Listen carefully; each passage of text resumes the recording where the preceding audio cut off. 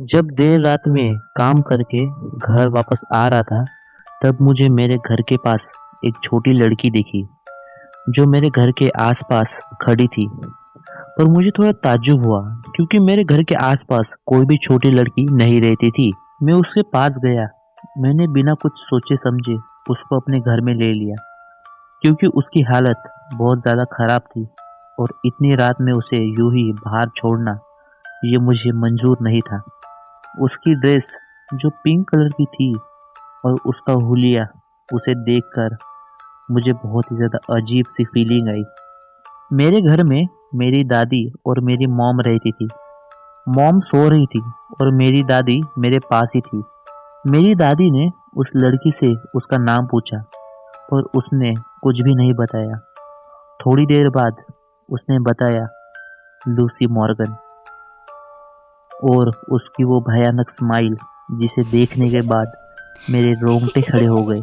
फिर मैंने उसे कुछ खाने के लिए दिया और वो सोफे पर सो गई और मैं भी अपने कमरे में सोने के लिए चला गया।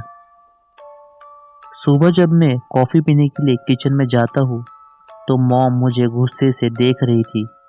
मॉम बहुत ही ज़्यादा गुस्सा थी और मुझे कुछ भी इसके बारे में नहीं पता था।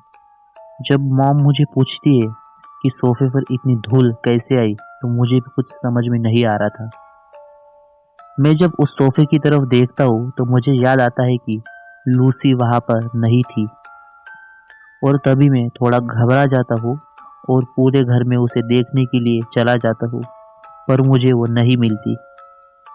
कुछ देर बाद मुझे लगता है कि वो चली गई होंगी। ये सोचकर मैं टीवी देखने लगता हूँ। न्यूज़ में ये आ रहा था कि 6 साल की लड़की का कत्ल हो गया है और उसने पिंक ड्रेस पहनी थी और उसका नाम लूसी मॉर्गन था। न्यूज़ चल ही रही थी कि उसका एक फोटो आता है और वो अजीब फेस अभी भी मैं भूल नहीं सकता।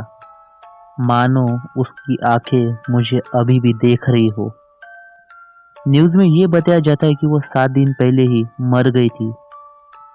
मैंने सब बातों को इग्नोर किया और अपने काम पे चला गया। जब मैं रात को वापस घर आता हूँ, तो मुझे मॉम की चीखें सुनाई देती है। वो चीखें उनके कमरे से आ रही थी। मुझे ऐसा लग रहा था कि मानो उन्हें किसी चीज़ से काटा जा रहा हो। और तभी मेरे कानों में एक आवाज़ सुनाई देती है, नेवर अगेन, जो लूसी की थी। मैं बहुत तेज़ी से अपने मॉम की कमरे की तरफ गया।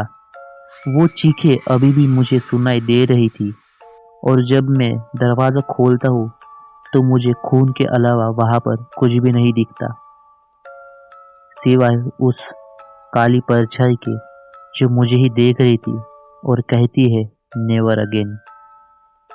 उस घटना के बाद मुझे अपनी मॉम कभी भी नहीं दिखाई दी। आज भी मुझे वो आवाज़ सुनाई देती है, नेवर अगेन।